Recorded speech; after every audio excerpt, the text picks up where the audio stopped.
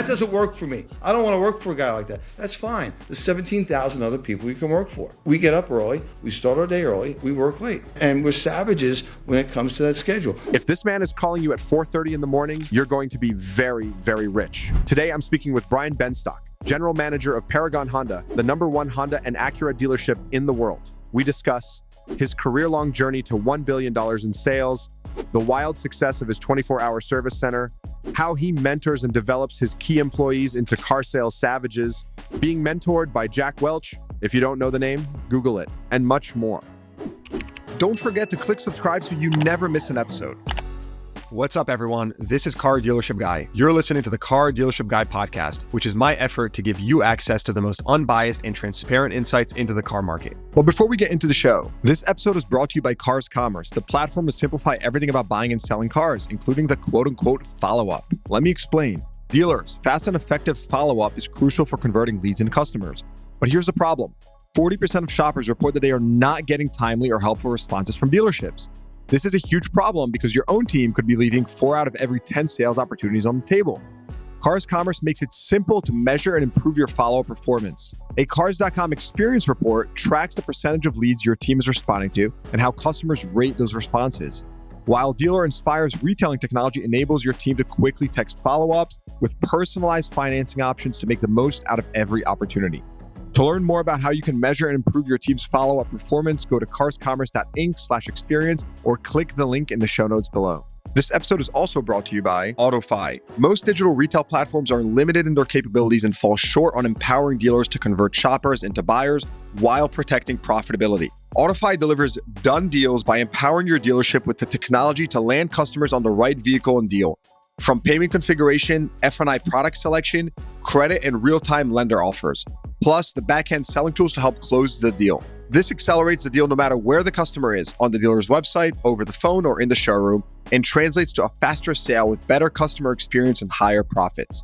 In fact, the most engaged dealers on AutoFi see $411 more back-end PVR versus non-AutoFi deals. Go to autofi.com/CDG to learn more or click the link in the show notes below. That's autofi.com/CDG and start working with done deals today. Lastly, people ask me all the time, CDG, can you help me fill an open role in my company? Well, now I can. I'm excited to announce my new industry job board. I've built this job board so that employers in the auto industry can take advantage of my network and distribution. Your company needs roles filled and I have access to talent. It's a win-win situation. This job board is for anyone in automotive, vendors, dealers, lenders, manufacturers, auto tech, you get the point. The best part is that posting roles is 100% free. Over 50 companies have already posted open roles, including Lithia Motors, Recurrent, Credit Acceptance, Cars Commerce, Shift Digital, and over 20 dealer groups. Add your open roles today by visiting my website at dealershipguide.com and clicking on Industry Job Board, or visit the link in the show notes below. Brian, welcome officially to the CDG podcast. It is great to be here. I am a fan, so I'm like a little starstruck. So it's great to be here with you. Dude, I tweeted about you and Paragon like a year ago. Do you remember that? After NADA 2023. Yeah, we came on strong last year. Yeah. I forget how. I mean, someone sent it to me from NADA. I was there actually, but someone sent me like, hey, you shared some numbers about, deliveries of cars, service deliveries, right? You pick up and drop off cars in New York and just, how it's impacted your bottom line and numbers. And the post went viral. It did like 1.5 million impressions. Yeah. Somebody called bullshit on us. And, it was actually true. We, since 2017, we were doing pickup and delivery. And I think we had picked up nearly 200,000 cars and generated $53 million in gross profit. And someone said, that's impossible. And they started doing the math and, they couldn't get their head around it. But, it's actually factual. And, we started doing it long before COVID. There was a dealership in Manhattan that wasn't there. They went out of business, a Honda dealership. We had to figure out how to solve for X.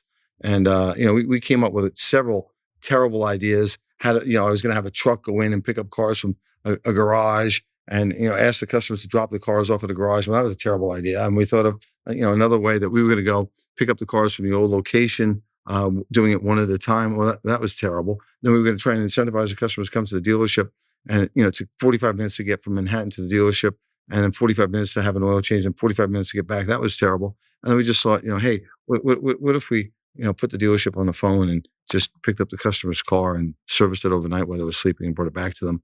And that idea seemed to be a home run. I love to hear it. Brian, take us back. Like, I want to start way, way back. I don't want to know anything yet about auto business. I want to know who is Brian Benstock? Why did I hear your name when I was, a small used car dealer in Philly, and then, growing an online e-commerce startup? I heard your name multiple times. I had nothing to do with you, right? Like, who are you? Who is Brian Benstock? I started selling cars in a little place called PS Honda in Manhasset, Long Island. Started selling Hondas. I was told if you're going to sell cars, you got to work for Paul Singer, and if you're going to sell cars, you got to sell Honda. And I started working for Paul Singer on May the 10th, 1982. May the 10th, 1982. Prime interest rates were 18%, which means we were lending out money at 19%. And during my job interview with Nancy Phillips, who's still in the business and is a wonderful dealer broker, she asked me, how do you feel about charging customers 18, 19%? I was 21 years old. I didn't know any different. I said, no problem. And of course, I had a motorcycle loan. I was paying 23%, so I thought that was a bargain. And, it was a great time for me to get started in the industry. And I had excellent management. She provided incredible leadership. And I took the job in May until something better came along. My dad, being a really good dad, said, you can't work in this day. One day, if you're not going to college without a job. And I wasn't sure if I was going to go back to college. So I got a job in the car business till something better came along. And it's, 40 some odd years later, and nothing better came along. I found some real great opportunities in the car business. Classic car guy. I love it. So when you say your dad, right? Was your family an entrepreneurial family? Were they in the car business? My dad sold cars. My dad, in fact, at the time, sold cars for Paul Singer. He worked at the Cadillac dealership for Paul Singer. He was a manager in the organization, and he didn't get me the job, but he got me an interview. I was sweating bullets applying for the job with Nancy. A job at a Honda dealership was a pretty special job, even back in 1982. And I thought, really, I'd take the job for the summer and see how it went. And I thought the industry was interesting. I saw a couple guys that were supporting families selling cars. And I remember, the guys there, they were professionals. They dressed like professionals. And I'm living in my parents' basement apartment. And I'm saying to myself, wait a second, if this guy can support a house and a car and kids, and I'm a guy living in the basement, I can do pretty good. And I remember that first half year, I made a decent living. I made a very decent living between May and the end of the year. And I decided to get serious about the business about a year or so into the business. I mean, I was somewhat serious, but I got real serious after Paul Singer and John Rosati sent us to a meeting with Joe Girard. Yeah, we saw Joe Girard speak, and Joe Girard spoke about being the number one salesperson in the world. He was in the Guinness Book of Records, selling 6 cars a day. I couldn't get my head around that. And he told this wonderful story about, a high school reunion, getting back to high school and running into this guy. And the guy was a doctor, and said, Joe, how you doing? He said, I'm doing pretty good. And he goes, what do you do for a living? He goes, I sell cars. And he said, the guy looked at him like someone put a turd under his nose. He goes, you sell cars? And he goes, yeah, I sell cars. And he goes, Amarola Chevrolet, what do you do? And the guy said, well, I'm a doctor. And he goes, I gave him that look right back. I gave him the look. I went, oh, you're a doctor? Oh, the blood and everything else. And he goes, Joe Girard, I made $400,000 last year. And Joe Girard famously tells him, he goes, I made $600,000 last year. And I didn't get any blood. I didn't lose a single patient. And now there's a 22 or 23-year-old me sitting there saying, wait, he made $600,000 selling cars. And it's not like basketball where you've got to be, 6'7" or 7 foot tall, or it's not like, or football where you've got to be able to, have this physical strength. I figured, gosh, if he can do it, I can do it, and so it was really, Mr. Rosati and Mr. Singer do not know the value that they got out of me from that one meeting. Whatever they paid for that, they got an exponential return, because I was the puppy dog sitting there in that room, eating up every word that Joe Girard said. Tell me more about your rise in the industry, right? Like, you said 1982, right? What was it like back then? How is it different from what it is today? I think I got to see the birth of a lot of different changes in the business. There wasn't a lot of leasing back then. In fact, there was really no captive leasing back then. And I think, and as part of my career has been associated with innovation. And I had the pleasure and the blessing to be around a lot of people that gave me great insights. I had a gentleman that worked for me that was involved in leasing very, very early in the game, a gentleman who's long since passed, but Norman Lagow, who taught me the leasing business in the early 80s. And I think that became a real cornerstone of my business well before anybody else was leasing. We were leasing more cars disproportionately to anybody else before American Honda had a lease. He, in fact, had written the manufacturer's Hanover lease way back in the day. We figured out leasing, and it was a way for us to really offer value for our customers. And, we were told when I came to Queens, nobody wants to lease cars. People here don't own their houses, so they only want to own their cars. And, when I came here, we really tested that. And sure enough, of course, the people of Queens wanted to own, lease a car, to drive more car for less money. And we were able to be pretty far out ahead of everybody else in the leasing game. And dare I say, trade cycle management. I met Sean Wolfington, and Sean's uncle Eustace was at the forefront of half a car with Ford. And that was another lucky break for me to meet a family like the Wolfingtons and to be involved in trade cycle management. And trade cycle management became a cornerstone of what we do and what I do at Paragon. It's really new to you every two. And understanding that the smaller the trade cycle, the more frequency you could have, the more frequency you have is a greater way to increase geometrically your ability to do business. And that led us to being able to get those customers back in for used cars, and a great way to manufacture used cars. So, it was really it's been a great education that I've had by being around really spectacular people. And I think, like a snowball, as I roll, I pick up a lot of these ideas and insights, and they've really helped me and helped us as time has gone by. I want to get a little bit more personal. You've been in the car business 42 years. The first thing that comes to mind for me is lots of late nights. I mean, this is retail business, right? It takes a lot. Tell us a little bit about your family life and how has it been, growing a family while also, growing what has become the number one Acura and Honda dealership in the world. Jack Welsh, who's a mentor of mine and became a friend. I'm blessed again to live in New York City and have access to some people. Dare I say, I met him a number of times, and I had dinner with him and his wife Susie a couple of times. And he said famously, "There's no such thing as life choices. These life choices have consequences." And people ask me about life balance, work-life balance. There are no such thing as work-life balances or life choices, and those choices have consequences. I'm blessed to have married a great woman, and she understood from day one. I worked very long hours, 6 day a week. 6 days a week was common. 12-hour days was common back in the day. In fact, 7 days a week was common for me for many years of my career. My boss, Paul Singer, had a work ethic that I've never seen in anybody. He worked 7 days a week, and I tried to work at that pace with him for much of my career. And I've changed that these days. These days, I'm 6 days a week. These days, more like 8 to 10 hours a day, not to 12 to 14 hours a day. As I've changed the choices that I'm making now, I'm trying to see my kids grow up a little bit. But in the early days, like a rocket ship when it's coming up off the ground, you've got to put a lot of effort into that career. And I see young people starting out today, and they want all the things. They want the toys, they want the cars, they want the house, the boats, and all those things, but they're not willing to make the sacrifices. And I just don't think you can have both. And I will tell you, I missed many a wedding, I missed many a party, I missed many a trip in my life, and I don't regret a darn thing, because those were the choices that I made. And thankfully, I promised my wife, I said, later on in life, we'll be able to enjoy ourselves. Later in life, I promise you. And thankfully, we are able to take a little bit of time that we weren't able to take back then. But this business, like you said, it's a retail business. It's a business that goes on 24 hours a day. And my guys will tell you, the phone calls, the text messages start at about 4:30 in the morning, and they don't stop until about 11 o'clock at night. If you work for me, that's normal. Now you could say, hey, that doesn't work for me. I don't want to work for a guy like that. That's fine. There's 17,000 other people you can work for. We get up early. We start our day early. We work late.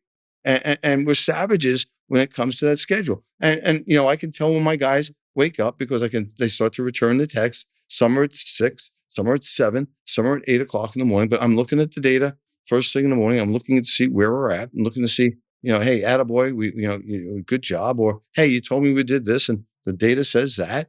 Hey, here's what we need to do. Here's what my list is, and shooting out the information. And, I like to think that we work at a pretty good pace. And I think the numbers show. And last year we had the privilege to finish top spot in the country. And, I don't take that for granted. There's 1,100, 1,200 Honda dealerships, and to finish in the top spot, I think it was a pretty special job done by the men and women of the company. And we'll get more into that. Tell me more about, like, what is it like working for Brian Benstock? Tell me more about that. Oh, I suck, man. It's a grind. It's an absolute grind. My job is to develop people, and that's not an easy job. I think there is a lot of pushing. I think I'm fair, but there are demands. My job is to cause your growth. I've learned that in life that life is constant pain, uncertainty, and constant work. And if you try and avoid any of the three, you get more of the three. If you try and avoid pain, if you try and avoid uncertainty, if you try and avoid work, you get more of that. So let's just face that reality. And as you're trying to educate people on that, they look at you like, this guy's a strange dude. Life is not pain. Well, yeah, it is, and there is uncertainty out there. So we try and mitigate that uncertainty by developing skills. We try and mitigate that pain by being prepared. And we try and work every day, a little bit every day. Because if you don't pull the weeds out of your garden every day, they'll take over the garden, as Jim Rohn says. You got to pull the weeds out every day. And is it a constant grind? No. But if you take your eye off the ball, the market will sneak up on you. The competitors will sneak up on you, and they will take your garden. And so I think we've got to prepare. You've got to make time for health. You've got to make time for skill sets. You've got to make time for your family. If you don't make time for these things, you'll find that decay will set in, and they will be taken away from you. Do you think that's practical for someone starting out in the car business or early on in their career? I mean, I think even like my first, my first, half or 5 years in the car business, and I say that at the minimum, it's a grind. I mean, you got to be there. You got to put in the time. You got to put in the grind. And the reality is, to do anything great, there is no such thing as balance, if you ask me. I mean, people, even something as simple as a car dealership guy, which is my most, recent idea that came to life, thinking through till now, even the amount of time on a daily basis to put something to that. I mean, doing things that, quote unquote, don't scale, right? There is no such thing as balance. It's more so balance in between periods in your life. Can't balance be, hey, I'm going to dedicate this 15 years so that I can have a better 15 years later? That can be balanced. I'm going to be all in now, right? I'm going to go dark for 6 months so that I can be in a really special place. How many people dedicate a month to, hey, you know what? I'm not going to the bar. I'm not going to the club. I'm going to give up drinking. I'm going to dedicate this to educating myself on a specific craft or a skill set. What does 100% of you look like? Has anybody ever seen 100% of you? And wouldn't that be amazing to get 100% of you towards some driven goal, whether that be a relationship, a job, a career, a craft, anything? And what could it be if we could harness that for just a short period of time? We're so freaking distracted all the time. And they say it takes about 10,000 hours to get mastery at something. And 10,000 hours takes 10,000 hours. So it's that monotony of doing something over a long period of time and just developing that skill. I try and teach the guys here, if you read 15 pages a day in a book that would take you and improve your skills in a given direction, you could be an expert in that field. And you can make tens and 20, hundreds of thousands of dollars if you just read 10 or 15 pages, absorb those pages, not necessarily listening to it, but reading and understanding them. And if you ask somebody in a sales meeting, hey, how many of you have read a book about selling? And that number is shockingly low if you get people to be honest. And you say, well, how many have read 2? How many have read 10?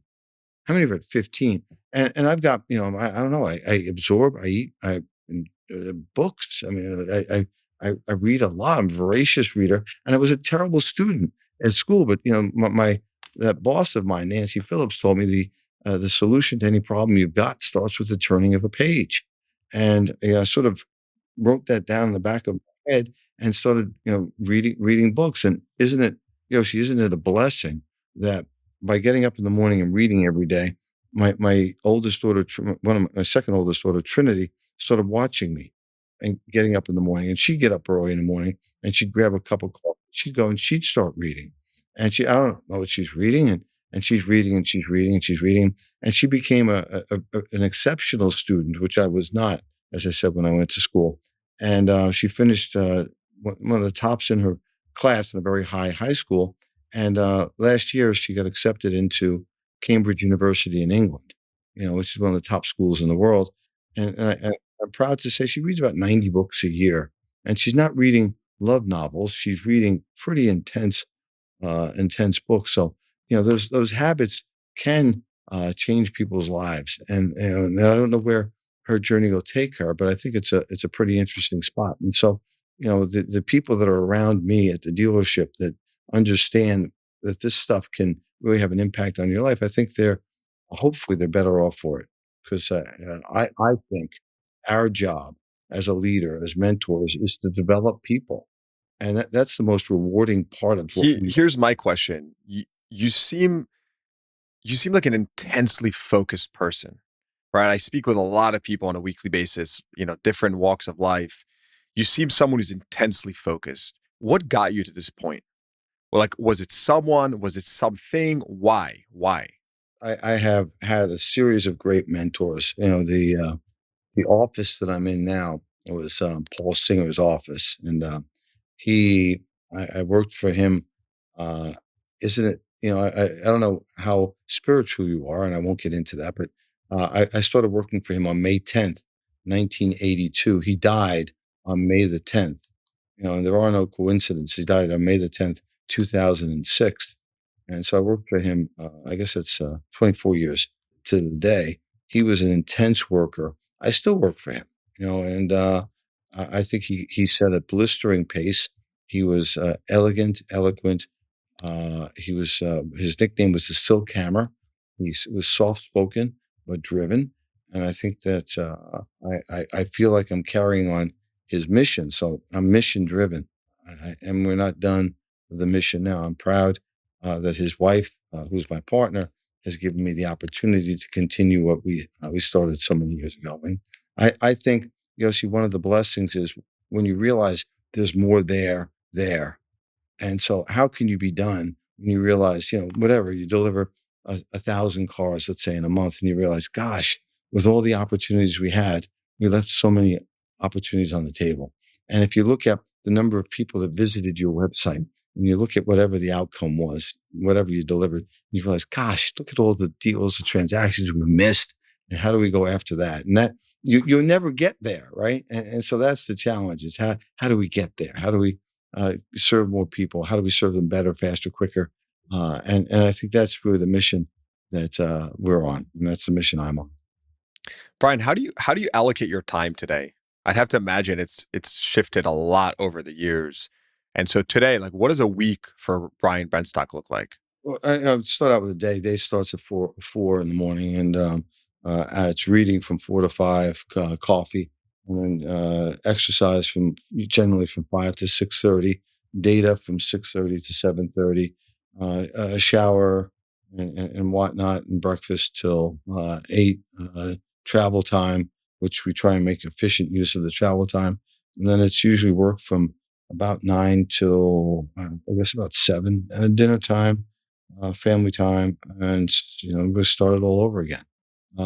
We have 5 tasks a day that we're not going to stop the day till we get those 5 tasks done, and that helps to make sure that we're pushing in the right direction. I manage 6 to 8 people a day, so my contacts, my communication is going to focus heavily on working with those 6 to 8 people every day. I think the realization came to me late in life that you can be effective with about 6 to 8 people a day, not too many more.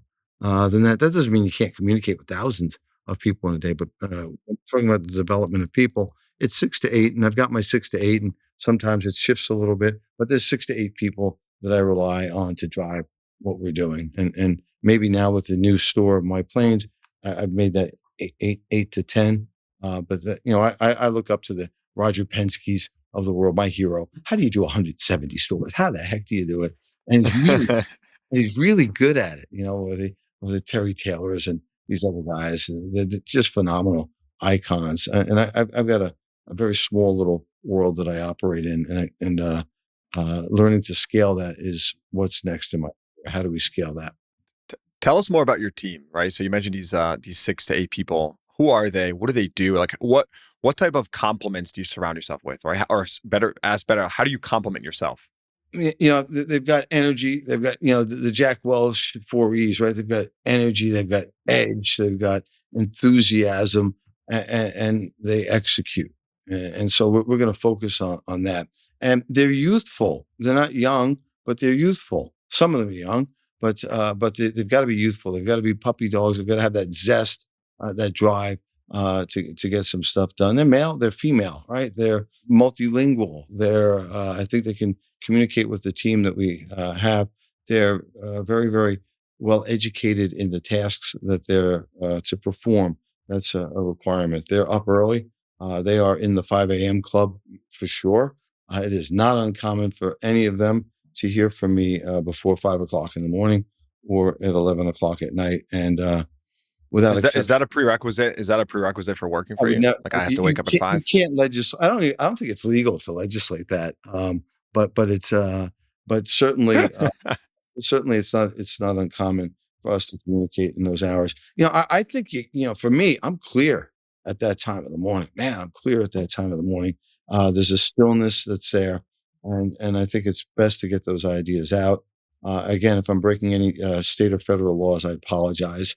But all they have to do is say, "Please stop," and I'll stop. But they don't. And there's nothing better.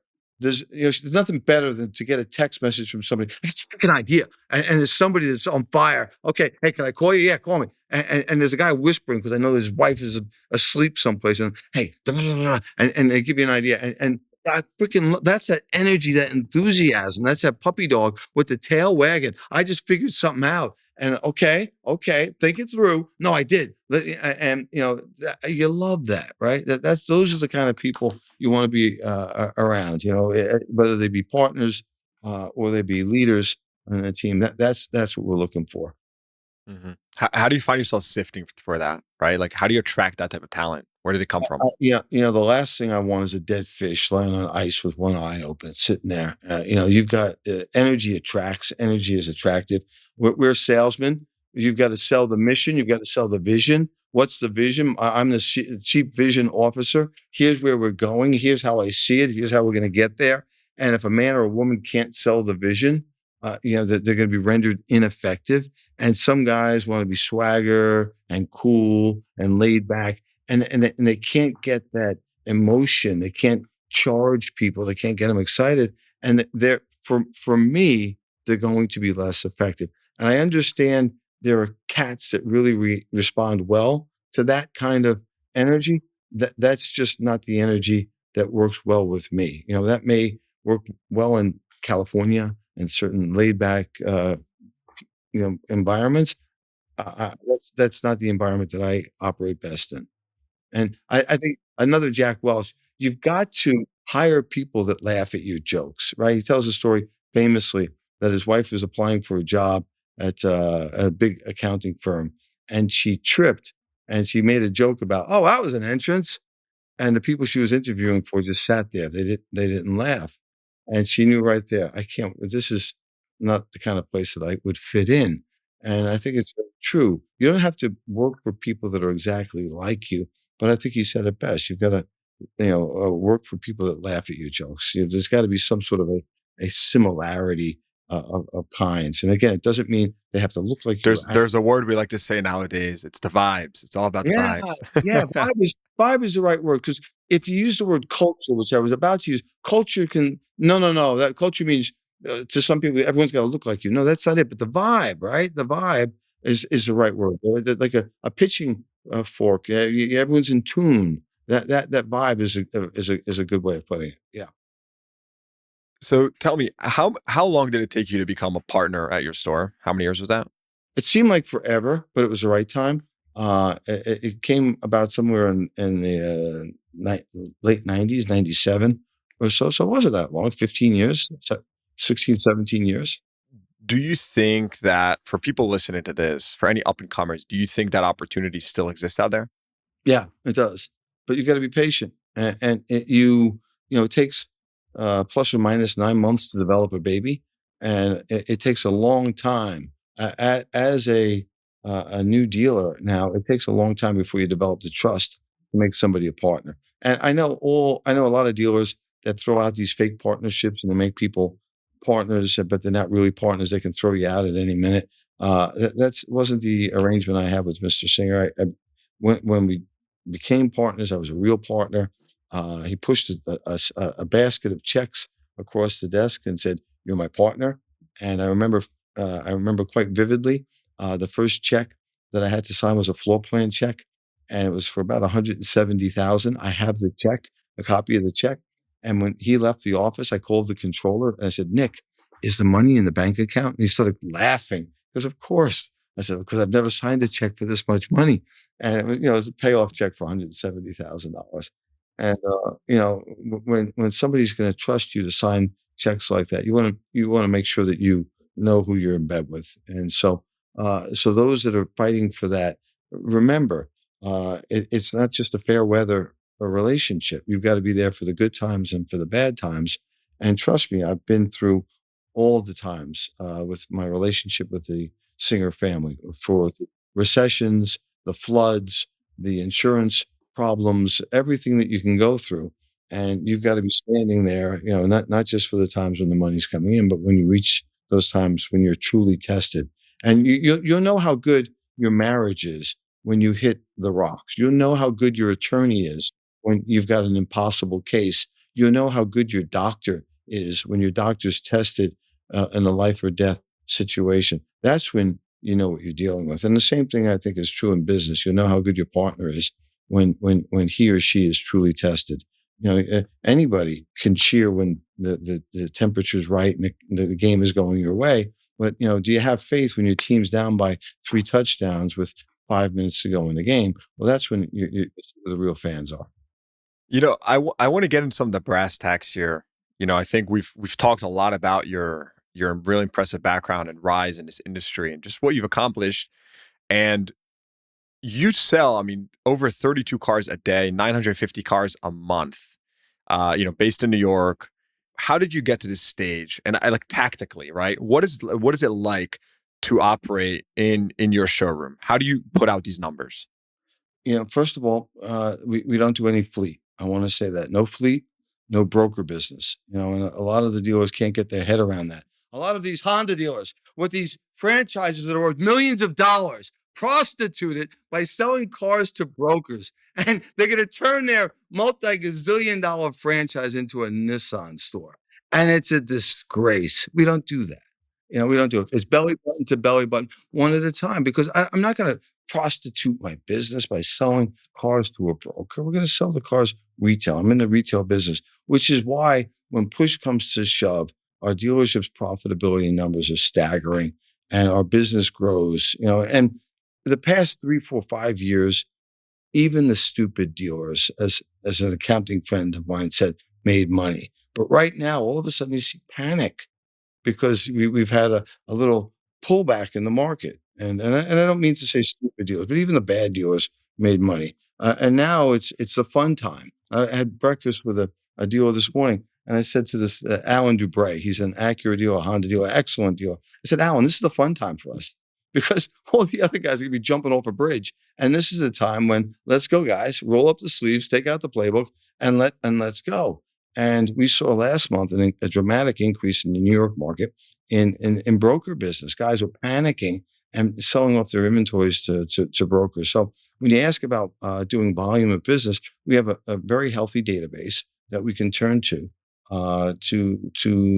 engage and to enact and to ignite to sell our cars to. We've got, again, a very healthy trade cycle management that we can, I think, look to give them a proposal that makes sense for them to upgrade to a brand new car. And when you're selling your cars to the brokers, you have no such opportunity. So, pardon the little commercial about the brokers, but this is in certain markets, Florida and New York, it's prolific, and the manufacturers say they don't like it, but they do nothing to stop it. And it'll destroy the OEMs, the manufacturers, the roots of their tree if they're not careful.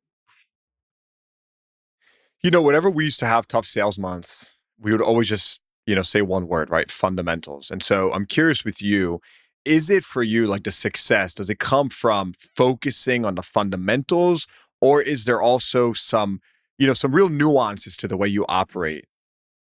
Do you ever get away from the fundamentals? I don't think so. It's blocking and tackling. And a basketball coach went to see Kobe Bryant one day, and he got there real early in the morning, 4 o'clock in the morning, and he was shocked. This basketball coach was a coach of either a college team or a high school team, and he said he couldn't believe that Kobe was there doing the most basic of basic drills. Standing behind the free throw line and throwing free throws one at a time, and then doing the most basic rudimentary drills.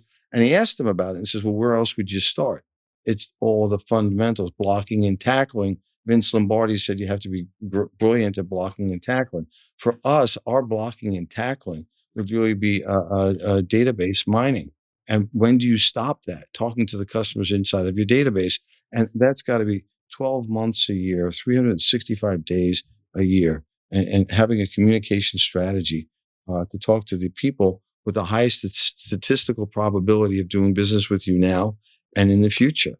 And that's got to be mapped out well in advance. That's not a guessing game. That's a strategy that you have in place, having the right people employed at the right time to say the right thing to the right customers. And so we knew about a year ago, I wrote an article that Dale Pollock published, and I said, there's a profit coma going on right now, and that coma is going to end. And some people are going to be in deep Shiba because many of the salespeople that we have on our floors today got hired during this profit coma. And they don't know what it's like to have a customer say, no, let me think about it. I'll get back to you. Because the customers were walking in with their wallets and saying, oh, you have the car here, take my wallet. How much over sticker do you want? Oh, 3,000. Okay, I'll pay it. And somehow they think that that's normal.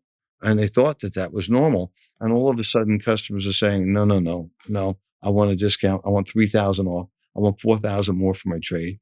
And we saw some of our younger salespeople struggling. So going back to the basics, the mundane things, the everyday things, the road to the sale, the opening, investigation, selection, demonstration, verification, appraisal, close TO. What's the purpose of the step one? What's the purpose of step 2, 3, 4, and 5? And the specific order and what the purpose of that order is. I'm simple, but if you're going to go through an operation, I want the doctor to follow a set procedure, understanding that there is a beginning, a middle, and an end. You do clean the area before you make the incision. You don't just wing it. You have to have a specific setup. And I think that in a sale, the same thing applies. And that goes for an online sale as well as an in-person sale. Mm-hmm. What's your take on online versus in person? Where do you think the market's headed? I think both have a bright future. I have no preference. I think the customer should decide what's best for them. Many of us want to touch and feel before we buy, especially in the age of electrification. I think it's nonsense to think that customers want to buy an electric car online. Can you imagine? I'm going to buy, and you name the brand. I'm going to buy a brand new electric Toyota. I've never seen it before. Never sat in it before. To think that I'm going to do 100% of that transaction online and take the leap of faith I think is ridiculous. I want to.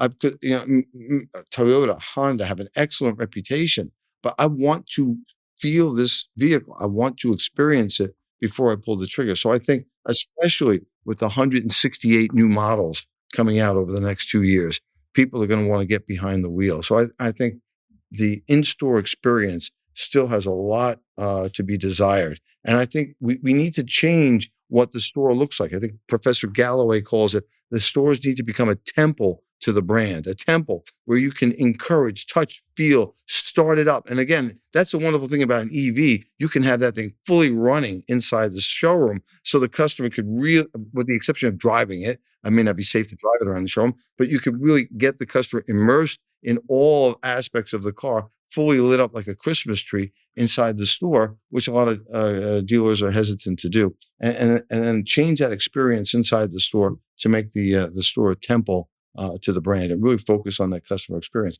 That somehow, that experience has to be mimicked or replicated online. And isn't it interesting when you buy an Apple product online, that experience somehow matches the experience when you buy an Apple product in the store? Completely different experience, but the smoothness of the experience, the feel of that is about the same, right? So that's kind of cool. So how do we do that? And we can do that. And the wonderful thing about online experiences, it's transparent. So if you see something you like, you can knock it off, right? You don't have to reinvent the wheel. If Apple does something great, and by the way, if you ever bought an Apple phone online, it's so analogous. It's so analogous to how you can buy a car online, even when it comes to trade-in. So why all these companies are trying to do it themselves? Take a look at what they do, knock it off, because it's a pretty good setup there. But I think that to answer your question, I think there's always going to be a place for a showroom. Maybe the showroom footprint's going to change. Maybe we don't need the amount of real estate that we had for showroom space, but to have an in-store experience, I think is going to be very important for the manufacturers going forward. So how's your technology stack adapted to this reality, right? It's clear, you believe in the showroom. What have you done on the tech side in order to meet the demands of just the modern day consumer? Yeah, I think technology. I think the dealers have failed with technology. We talked about in 2008, we got rid of a lot of headcount with the recession, right? And we tried to, and we added a lot of technology, but we added all this tech, and then we brought back all of the headcount. So we've got the tech expense and we've got the headcount. I think technology should aid people in purchasing and selling. It's got to be a tool, and we're pretty heavily immersed in technology. We think the technology that we use helps us find customers more strategically. Paragon was at the forefront of digital.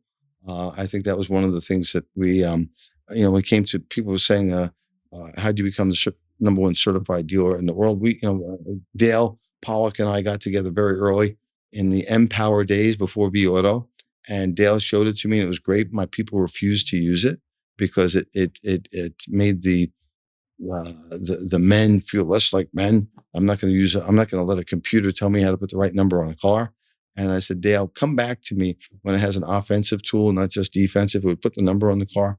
Dale came to this very door in 2007 and said, I think I've got something. And it was the first version of V Auto. And I looked at it and I loved it. And I went all in. And I always used to joke with Dale, we were the number 2 certified dealer in the nation. I said, all you did was move us from number 2 to number 1. But we went from number 2 to number 1, doubling number 2.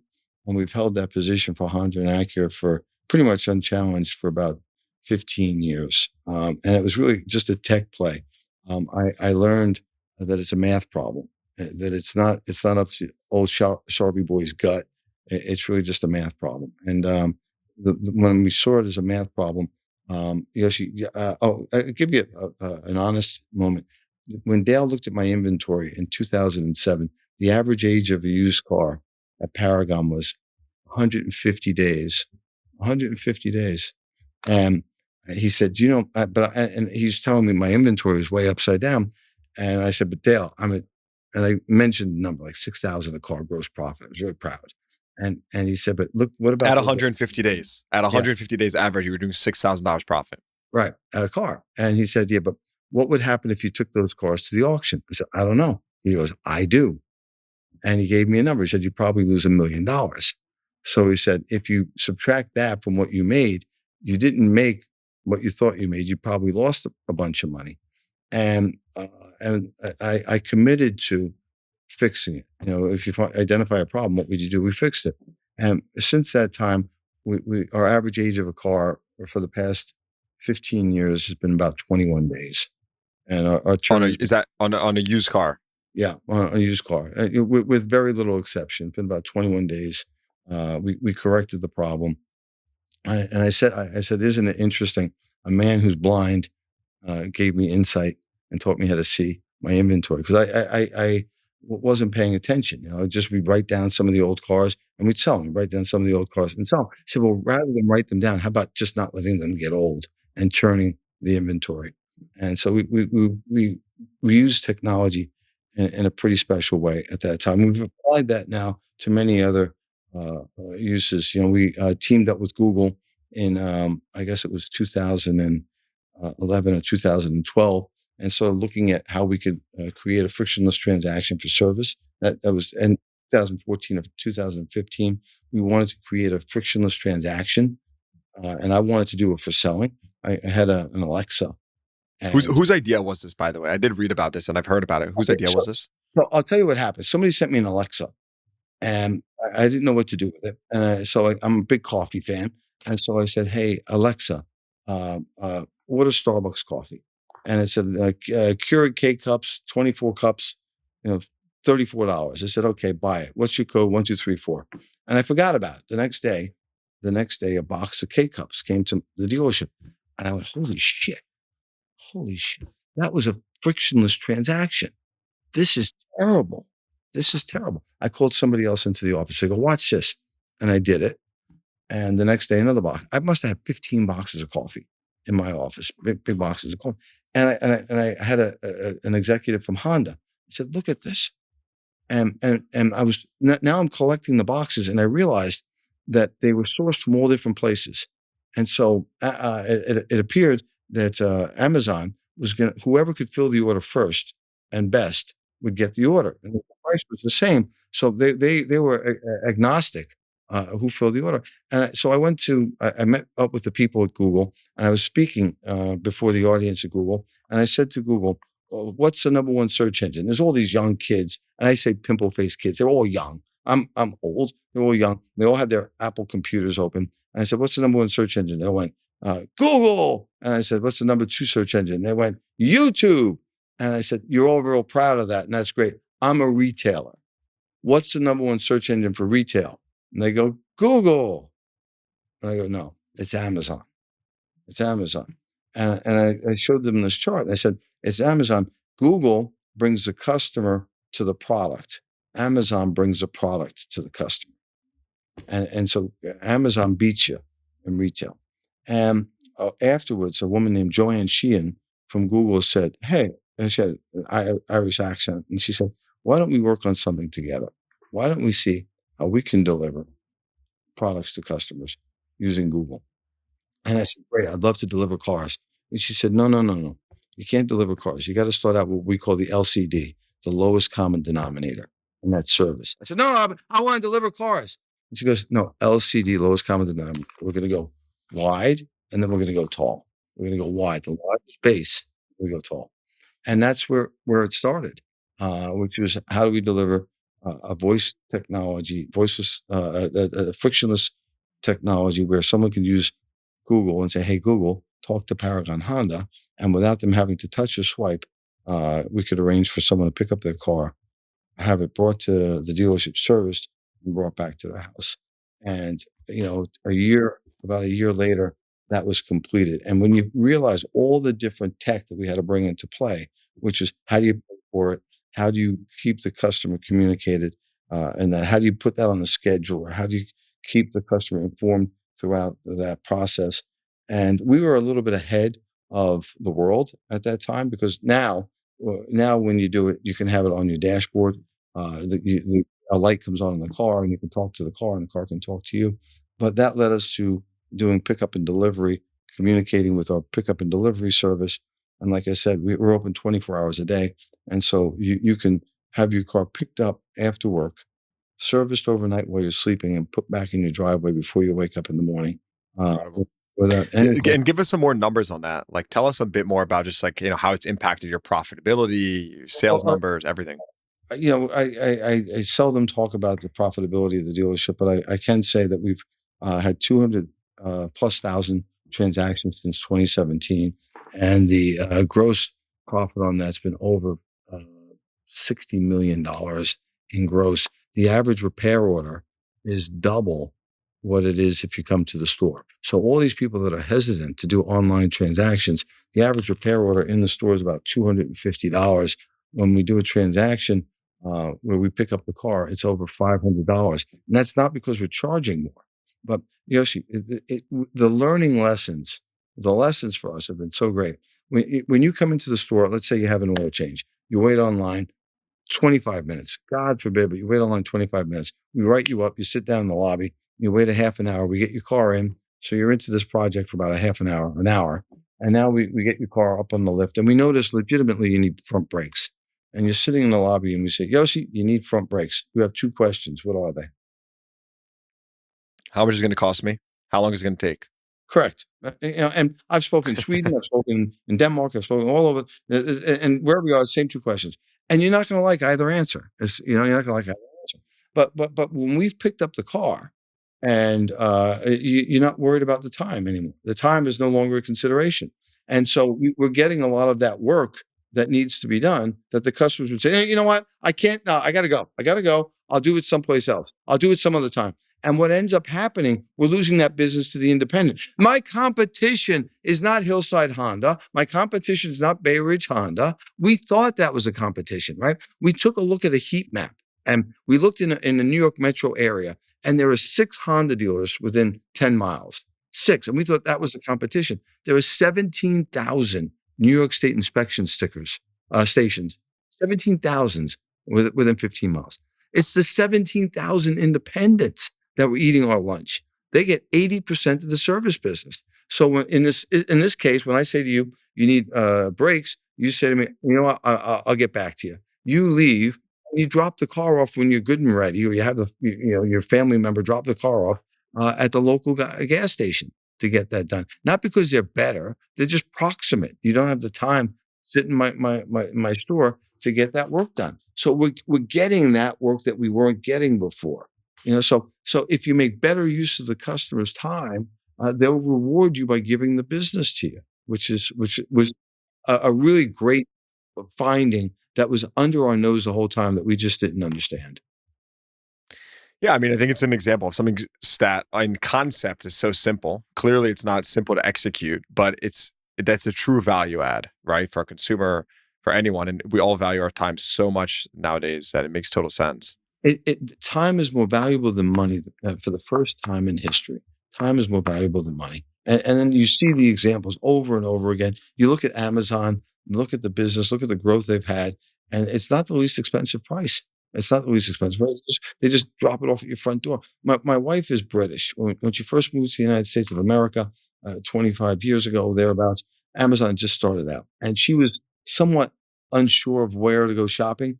And so she started shopping online. And I watched over the years the holiday shopping during the holiday Increasingly go to Amazon. season. Right. And it just was just insane where you couldn't get into the house with the boxes. And I guess that was replicated. They just made it too darn easy for people to do business.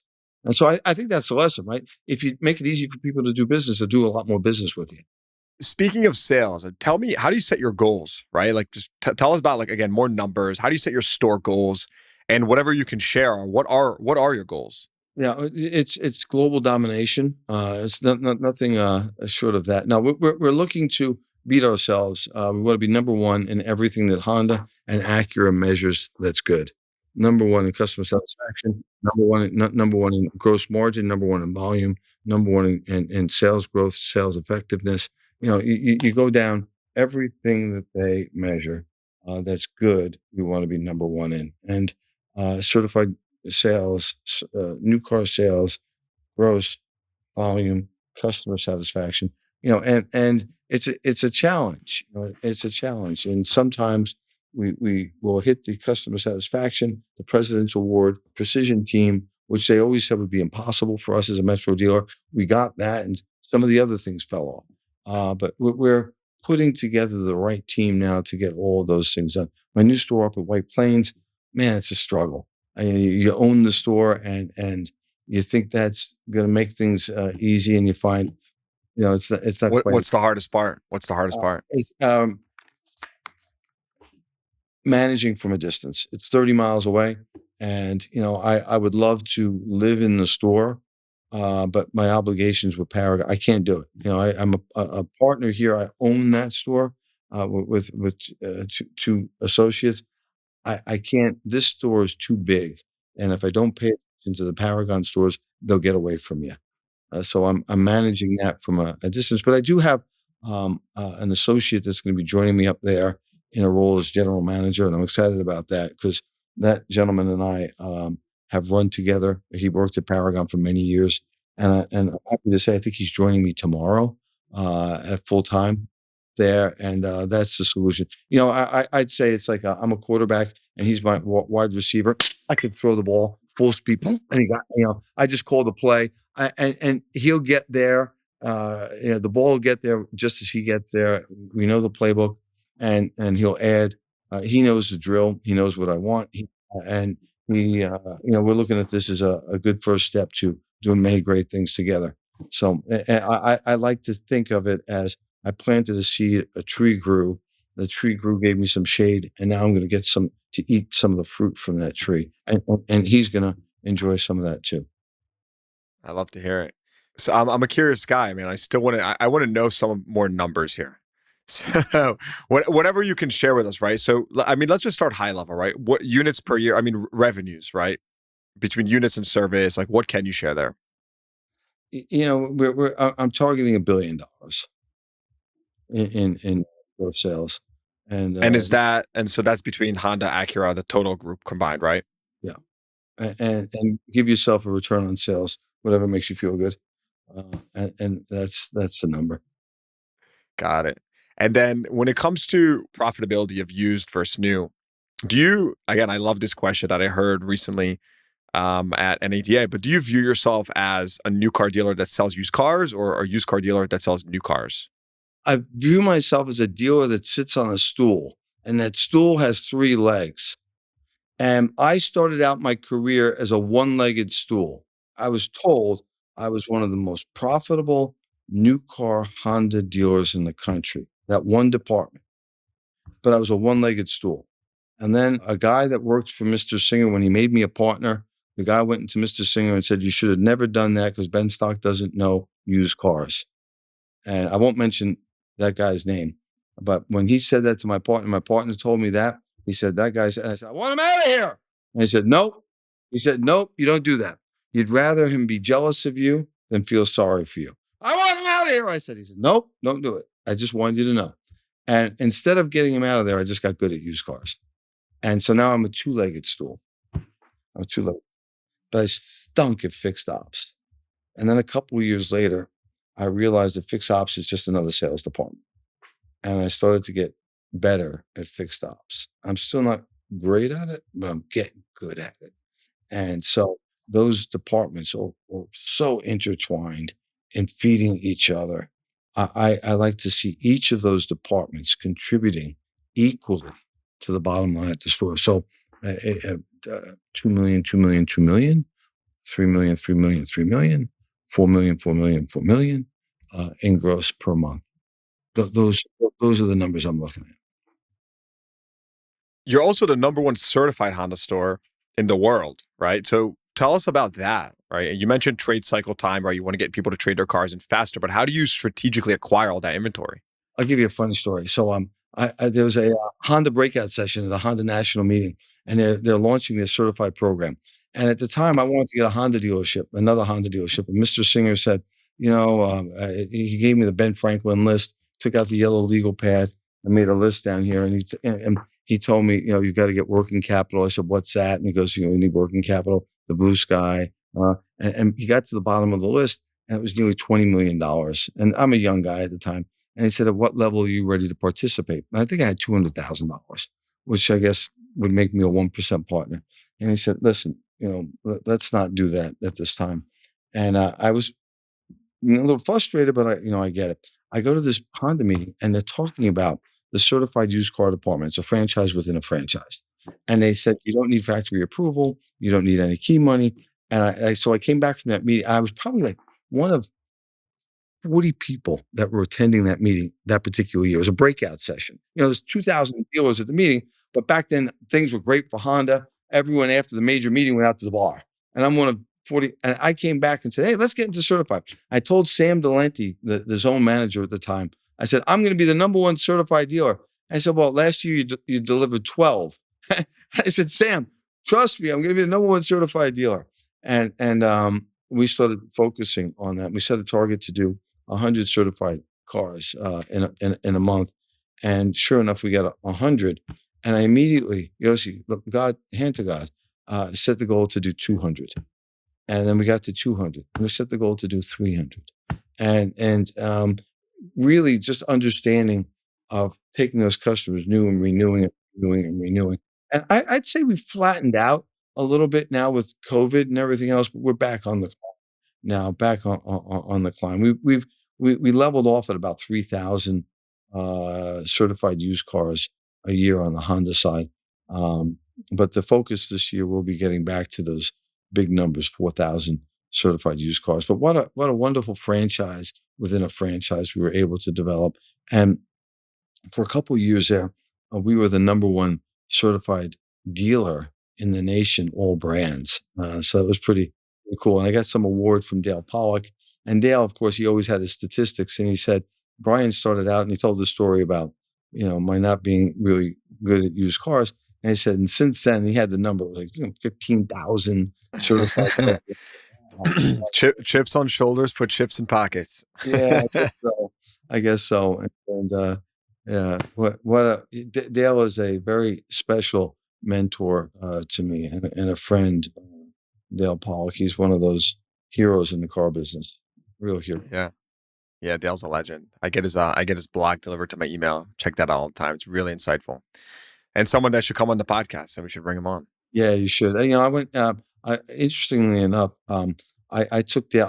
I was a big runner up until about a year ago. I lost most of the college in my knee, but I was a big runner, and I invited Dale to go running in Central Park. And he wanted to chicken out the last minute. He said, no, it's dangerous. I could get hurt. I could hurt somebody. I said, Dale, let's go running. And I took Dale for a 4-mile run in the park. It was euphoric for both of us, and I never wanted to touch Dale. I didn't want him to feel that there was a handicap. And so I would say left, right, as we were running. And we ran around the park. At some point, there's a horse and carriage coming towards us. There's a horse and carriage. You better touch him now. I'm telling him, right. And he moves to the right. And I go, oh my God. He goes, that was close, wasn't it? I go, yeah, how could you tell? He goes, I think I could smell the horse's fucking breath. And I go, yeah. I mean, it was close, right? And so because of that, Dale invited me to go skiing with him, in Aspen. And he said, I want you to have my back. And he went with another gentleman, Eric Weinemeyer, who was also blind, and they had guides.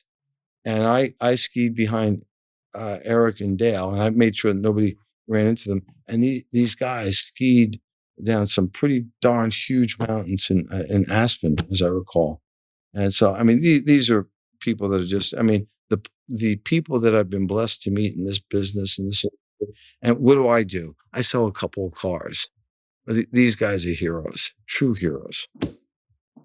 Well said, Brian. Before we zoom out and we wrap up, I want to ask you. You see clearly a high volume of sales, service, used, new on a daily basis. Give us some insight. Where is the market headed? Right? Give us, generally speaking, where is the market headed today?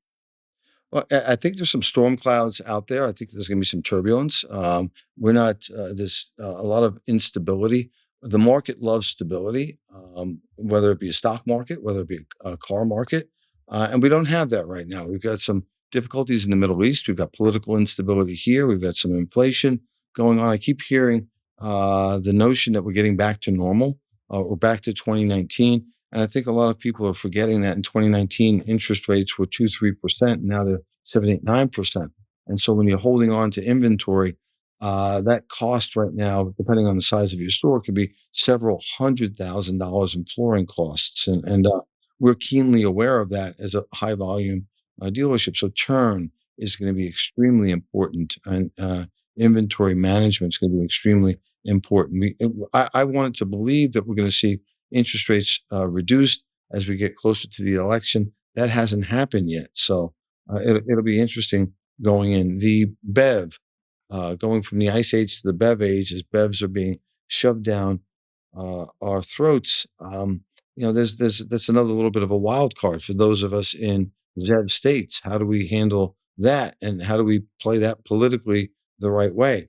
You want to advise the government that the customers aren't necessarily receiving these the way you'd like them to receive them, without being seen as an obstructionist, because the last thing we want is for the states to push for direct-to-consumer laws, right? Saying, hey, these pesky dealers, they're the ones blocking this, and so let's just circumvent the dealers. We certainly don't want that. We want the OEMs and the dealers to advise the local municipalities that our customers are struggling with infrastructure problems. The dealers are struggling with infrastructure problems. And if you want more adaptation towards BEV, we've all got to work together to make it easier for people who do buy BEVs to have the security that they need, that they can have safe and reliable transportation. And I think safe and reliable transportation is what we should have for everybody. And so I have some questions about the affordability factor of BEV vehicles for people that don't have large income. And I think transportation equals freedom. And so I want to make sure that everybody can participate in the BEV future. So I think that those are some difficulties that we have to deal with as we go forward. I did hear something about the administration potentially pumping the brakes on BEV to extend some of the timelines. I think that's a politically good move, and I think it's a thoughtful move, because I think they moved a little bit quickly. I like clean air. You like clean air, but we've got to do this at a pace that makes sense. So I think the fact that they're considering it, I think that's a very good move. What about consumer health, right? What are you seeing on that end when it comes to negative equity, terms of loans? What are you seeing there? Terms of loans, I think the manufacturers are advised strongly to push towards leasing and incentivize leasing. I think many of the finance companies are listening to dealers who are asking for a suicide pill, a cyanide pill, 84-month loans, 96-month loans. And I think that, I said at an Acura National Dealer Advisory Board meeting, when you recommend or when you offer an 84-month term, you should take the customer outside, hand them the keys to the car, and shoot them in the back of the head, because you're never going to see them again. You might as well just shoot them in the back of the head. And they looked at me like I was crazy. I said, well, use your data. I don't have the data, you do. What's the renewal on a customer who leased the car for 36 months and then leased again? What's the renewal rate? It's over 50%. Give me the renewal rate on somebody who was in an 84-month loan. It's like 16%, 15, 14%. So tell me, which would you rather support with subvention? A 36-month loan or lease where you can get the customer back every 25 months or 26 months because they'll term early, and you'll get 2 cars sold and 2 trades, which is 4 transactions, or you've got a 17% shot of renewing a customer in 5 years. Well, you're going to sell 5 cars, you're going to sell 5 cars in 36 months or 48 months, or you're going to sell 2 cars in 72 months. Do the math. Do the math. And so, I do think we've got to understand the math a little bit better. And the math is that the trade cycle management that Ford set up with red carpet leasing was a great program. It failed because Ford couldn't handle at the time the residual. That doesn't mean you throw the baby out with the bathwater. I think that if we have an affordability problem facing us, then leasing is the savior. Leasing is the salvation. Do you think there's any bigger issue facing the industry and consumers than affordability right now? No. I think that affordability is the issue, and I think look for leasing to enter used cars in a big way. I think that's a really great opportunity Interesting. for us. I think that's all the I mean, nonsense. there isn't really any other option at this point. I mean, if people can't afford them, you got to put them on the road one way or another. Every everybody's driving a monthly payment, so get the payment down. What's the difference? New, used, everybody's driving a used car. So make it. I buy transportation. We all consume it in minor bites, right? Whether it be an Uber and I'm buying just the lift, just a ride, or it's a lease and I'm buying it for a month, or I'm buying it long term. When you fly to, let's say, to California, when's the last time you flew to California and you asked them how much is a plane? You don't ask how much is the plane. It doesn't matter. You want to know how much is it going to cost you to go from New York to LA. You're not asking how much is the plane. So what difference does it make? And if you ask them and they said the plane's $100 million, you can say, oh, I can't afford that. But if you want to fly, it's $600. And it's the same thing. If you can sell the customer car, transportation, you can make that affordable on a monthly basis, then you're going to sell a lot more cars. It's affordability for transportation. And I'm in the transportation business. I'm not in the leasing business. I'm not in the selling business. I'm in the transportation business. I want to make it easier for people to consume transportation whenever, wherever, and however they want to consume it. And stop trying to force people to do it one way or another. I mean, that's So, my are you offering used car leasing right now? absolutely, absolutely, absolutely, 100%. And what programs are you using for that? American Honda and Acura are doing it, and it's a great program. American Honda, I think, is really they've got it figured out, and very few dealers are taking advantage of it. Again, and I'm going to just answer the why question, because most of the finance departments of dealerships are running the dealerships. Most dealers don't run their dealerships; the finance departments do, and the finance departments can't make the same money. They think they can't make the same money on a lease that they They can on a think they finance. can't make. That's right. They think. So therefore, they will. It always comes down to an incentive issue. That's right. Exactly. Yeah. And so they'll do what's bad for the dealership. They'll put them in an 84-month loan as opposed to putting the customer in a 36-month lease on a used car, and make it easy for the customer to buy cars from them over and over and over and over again. They'll put them in an 84-month loan and never see the customer again. How did you solve that incentive problem? I run my store. And it's real simple. As simple as that. Hey, I'll give you. I How'd you got fix your incentive problem? I run my fucking store. that's it, man. Hey, I got that from Paul Nygaard, right? I got that from Paul Nygaard, who runs Larry H. Miller Group, or he did. And I said, Paul, how do you do it? How you manage 71 stores, and I pull my hair out with 3 stores. And he said, I hire good people, I train them. I said, yeah, me too. What's the real answer? He goes, I reserve the right to manage my business. And it hit me like a ton of bricks. I took out a business card. I swear to God, I wrote it down. I reserve the right to manage my business. He said, Brian, if the bank, I've heard that line. If the bank comes to take your store, they're taking it from you, not from your finance manager, not from your sales manager, taking it from you. And so I wrote that down. I reserve the right to manage my business. And so when a finance guy said, so what I did, anything over 60 months, the F&I guys get half commission. I cut the commission in half over 60 months. There you go, baby. Problem solved. And if you're saying they won't take the car unless it's 72 months, okay, we're both going to give a little then, because that's the only way they can do it. And watch how quickly they go to the 60-month instead of 72. Watch how quickly. Oh yeah. All of these guys, millionaire finance guys, driving around in their Ferraris and telling us that they can't sell the guy a 60-month contract. Get out of here. Gotta love it. Give me your outlook on tech in the industry for the next 5 years. AI, right? Is this real? Is this fugazi? Like what's the deal? No. AI is real. It's scary. It's great. Right. Use it, of course, to write descriptions on your cars right now. The best thing you can do is say, give me an SEO, SEM relevant text on a 2018 BMW 523i that'll reach the most amount of people within 100 miles of the zip code 11377, and watch it go. It's there, and there's 1,000 different applications. I want to reach X amount of people for this particular car in a market. Boom. I want to find this employee. I use it for simple things. I will dictate a memo, and then I'll just put make this better. And so there's so many different I do I, that one too. Yeah. and we're Fixed scra- grammar. Fixed grammar. we're, yeah, we're just scratching the surface, right? We don't know what we're doing, and I do intend to take a college course at NYU on the proper application of this stuff, because uh,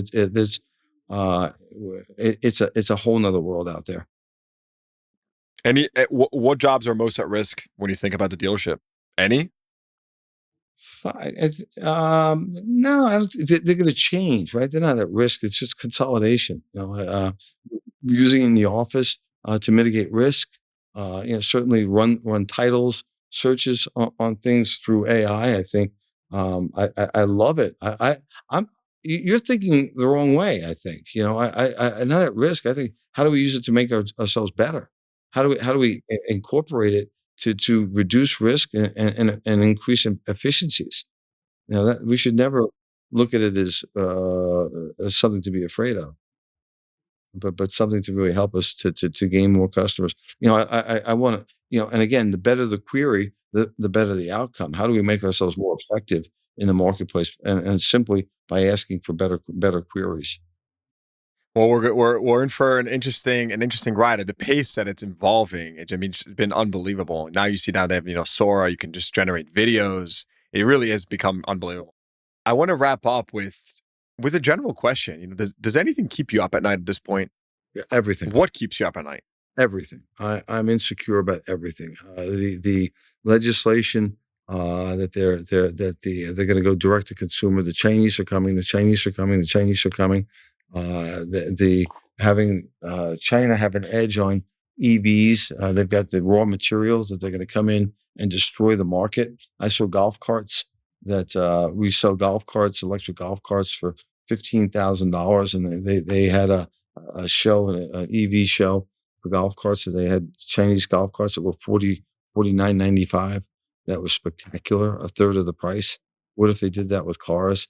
The direct to consumer model that the dealers are going to take a hardline stance on some of these things, saying the EVs aren't selling, and states like New York are going to say, hey, we're going to allow direct to consumers, and the manufacturers are going to shake their head, no, we don't like this, but they're going to be happy about it. And the destruction of the franchise laws and the OK Corral. Now, I think that when that happens, the OEMs will sell less cars and they'll go back to the franchise model, as Musk is going towards a franchise model. But there'll be a bloodbath in the meantime.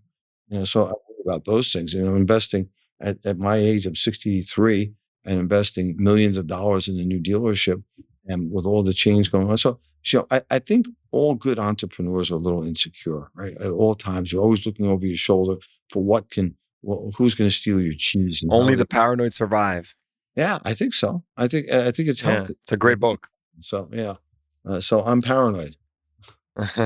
My man. And again, pain, uncertainty, and constant work. You can't avoid those three. One thing I did forget to ask you is about just your social media presence. I mean, where did this come about from? I do want to take one guess here, right? So tell me what you think about this. But the way I see it is like, you're an entrepreneur, right? You've come up with all these great innovations and, really done a lot of unique things in our industry. If I see it correctly, and tell me if I'm wrong here, but you sort of saw an opportunity on, to make a bigger impact, to have, a platform via social. And in my entrepreneurial brain, that's an arbitrage that you took advantage of. Now, I want to hear the real answer, but go ahead. Yeah, no, it's I'm just being real, and I think any of us being authentic, I think that's what resonates. And I'm authentically bad or authentically good. But I there's nothing that I say where I'm full of crap. It's people will tell you that it's me, for better or for worse, and that way I don't have to worry about what I say. Someone's not going to call me out on it. It's me, and again, it's I don't talk about specific numbers. The net profit of the dealership's nobody's business, but my partners in the IRS's. Except on the CDG podcast. Yeah, my wife doesn't know what I earn. It's nobody's business. And if I told somebody what I earn, half the people would say, "That's it," and the other half of the people would say, "Oh my God, that's so much." And so you're never going to win. It's not about that. But the social media, A buddy of mine that I work out with, and we work out. uh, we like to think that we're bringing other people along with us. That we're encouraging other people. I'm not going to be the fastest, the strongest, or any of that, but we think we're trying to get people to say, hey, we're with you in this. And one of my favorite sayings is, the shepherd has to smell like the sheep. And so many people in the car business would get to management and they don't want to smell like the sheep, the salespeople. In fact, they learn to despise the sheep. And I think just the opposite, man. The sheep are my people. The salespeople are people. And so I want to show them I'm up early. I'm not on vacation. I was had breakfast with some of the executives at Acura this morning, and they said, I heard you don't like to fly international. I go, what are you talking about? Well, you never go on any of the trips. And because there's a trip to Belize or something. I go, did I win? They go, yeah, you won, but why aren't you going? I got a new store. It's a baby. I can't. And they go, hey, you got to start taking some of the fruits of your labor. I said, not right now. Not right now. This is wartime for me in business. I got to be in the store. And the shepherd's got to smell like the sheep. I can't be in Belize getting sun while the business is a little shaky. That's the wrong message to my team. I got to be on the front line. That's how I see it, So That's a hell of a way to end, my friend. Brian, seriously, thank you for coming on. This has been so awesome. so great to meet you. The man, the myth, the legend. To many more, my friend. All right. Hope you enjoyed that episode. Please give the podcast a rating, consider subscribing to the show, and check the show notes for links to what we talked about. Thanks for tuning in. I'll see you guys next time.